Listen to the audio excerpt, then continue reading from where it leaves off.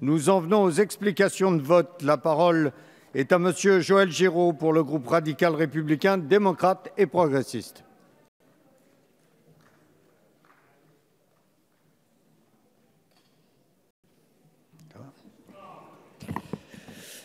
Monsieur le Président, Messieurs les ministres, Monsieur le Président de la Commission des finances qui n'est pas là, Madame la rapporteure générale du budget, mes chers collègues, je veux d'ores et déjà mettre un terme à un insoutenable suspense. Le groupe de RDP votera la première partie du projet de loi de finances pour 2017, ce qui, je l'espère, ne vous empêchera pas de m'écouter attentivement. En effet, bien au contraire. En effet, cette première partie est fidèle aux engagements du gouvernement et de notre majorité. Elle est fidèle au plan macroéconomique, aux hypothèses émises par la plupart des économistes. Un trop grand optimisme dans les plans a, selon certains, présidé à l'élaboration de ce projet de budget. Nous continuons de penser que l'optimisme est une saine hygiène de l'action et qu'il n'est pas contradictoire avec le réalisme. Lorsque les temps sont incertains, lorsque l'environnement international est fragile, il n'est pas interdit d'afficher un volontarisme politique qui se traduit sur le plan budgétaire du début à la fin de la législature. Puis il arrive aussi souvent aux Cassandres de se tromper. Cette première partie est également fidèle à notre programme de stabilité et fidèle à la loi de programmation. Elle est fidèle aussi à nos engagements en termes de maîtrise des dépenses publiques, tout en maintenant les efforts les plus sérieux sur les priorités qui sont l'éducation, la sécurité et la justice.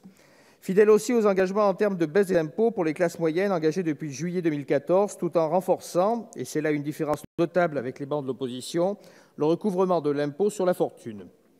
Fidèle également aux engagements de desserrer les efforts importants consentis par les collectivités territoriales depuis 2 années consécutives. Nous soulignons l'augmentation de 70 millions d'euros de l'ensemble des prélèvements sur les recettes de l'État au bénéfice des collectivités territoriales, dont 31,5 millions d'euros de hausse de la DGF et 38,5 de hausse de l'ensemble des dotations et compensations incluses dans le périmètre des variables d'ajustement soumises à minoration. Cette première partie du PLF est véritablement tournée vers la reprise, car nous votons enfin l'aménagement des taux de l'impôt sur les sociétés, ce qui sera favorable au tissu économique français, tout en affirmant nos préoccupations écologiques avec, par exemple, la prorogation du crédit d'impôt pour la transition énergétique et l'ouverture du cumul avec l'éco-prêt à taux zéro.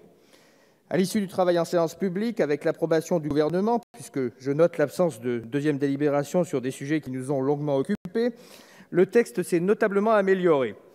Notre groupe a notamment obtenu le vote de 7 amendements qui concernent les moyens accordés au Centre national pour le développement du sport, le régime fiscal de la micro-entreprise agricole communément appelée micro-BA, mais il faudra aller plus loin, messieurs les ministres, en sortant l'ICHN de l'assiette du bénéfice imposable, nous y tenons. Le régime fiscal du biométhane, énergie renouvelable issue de l'économie circulaire, les moyens alloués à Voies navigables de France, défendus avec ardeur par Stéphane Saint-André, l'amortissement fiscal sur les poids lourds de 3,5 tonnes fonctionnant au gaz naturel et au biométhane carburant. Et enfin, et surtout, la taxe sur les transactions financières sur 2 aspects, l'élargissement de son assiette aux transactions dites intraday, même si elle n'a pas d'effet en 2017, et l'augmentation de son taux de 0,2 à 0,3 %, qui générera dès 2017 540 000 € supplémentaires, si tant est que la date de mise en œuvre soit bien fixée au 1er janvier prochain, ce que demande notre groupe. Il y va de la sécurisation des montants alloués à l'aide au développement.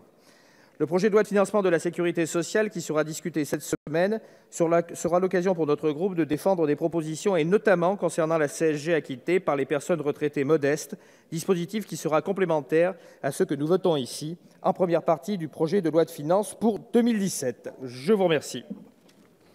Merci, Monsieur Giraud.